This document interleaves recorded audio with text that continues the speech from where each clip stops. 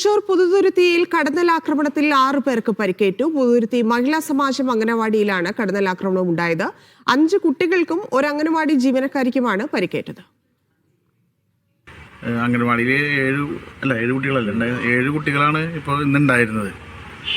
തൊട്ടടുത്ത് നിൽക്കുന്ന ഒരു പ്ലാവിൻ്റെ മുകളിലെ വലിയ തേനീച്ചകൂടാണ്. അതായത് മലന്തേൻ എന്ന നാട്ടിൽ അറിയപ്പെടുന്ന വലിയ തേനീച്ചകൂട് പെട്ടെന്ന് ഇളകുകയും തൊട്ടടുത്തുള്ള അംഗൻവാടിയിലേക്ക് വന്ന് കുട്ടികളെ അടുത്തേക്ക് വരികയുണ്ടായത്. അപ്പോൾ അത് കണ്ട് അവിടുത്തെ മറ്റേ വർക്കറായിട്ടുള്ള ശോഭേച്ചി വന്ന് കുട്ടികളെ വട്ടം പിടിക്കുക. അപ്പോൾ വന്ന തേനീച്ചകളൊക്കെ തന്നെ ശോഭേച്ചിനെയാണ് കൂടുതൽ കുത്തിയത്.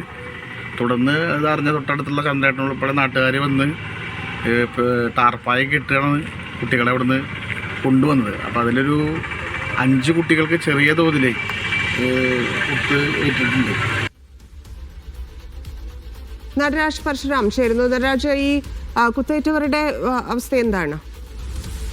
ഉച്ചയ്ക്ക് 12 സംഭവം നടക്കുന്നത് പുതുരുത്തി മഹിളാ സമാജം 166 നമ്പർ അങ്കണവാടിയിലാണ് ഇത്തരത്തിൽ കടന്നലാക്രമണം ഉണ്ടായത്. ഈ കുട്ടികളെയും അതുപോലെ തന്നെ ഈ ശോഭന എന്ന ജീവനക്കാരെയൊക്കെ തന്നെ നാട്ടുകാരുടെ നേതൃത്വത്തിൽ മെഡിക്കൽ കോളേജ് ആശുപത്രിയിൽ പ്രവേശിപ്പിച്ചിട്ടുണ്ട്. കുട്ടികൾക്ക് സാരമായ പരിക്കല്ല ഉള്ളത് എന്നാണ് മനസ്സിലാക്കുന്നത്.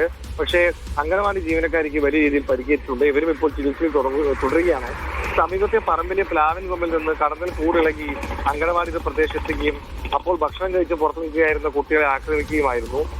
എന്തായാലും കുട്ടികൾ അകത്തേക്കൂടി രക്ഷപ്പെടാനൊക്കെ ശ്രമിച്ചെങ്കിലും ഹെൽപ്പർമാർക്കും കുട്ടികൾക്കുമൊക്കെ കടന്നലിന്റെ കുത്തേൽക്കുന്ന സ്ഥിതിയായിരുന്നു. നാട്ടുകാരൊക്കെ ഓടിയെത്തിയാണ് രക്ഷാപ്രവർത്തനം നടത്തിയത്. അവർക്കും കടന്നൽ കുത്തിയേറ്റിരുന്നു. എന്തായാലും ഇവരെല്ലാവരും ഇപ്പോൾ ചികിത്സയിൽ തുടരുകയാണ്. ശരി നടരാജ്.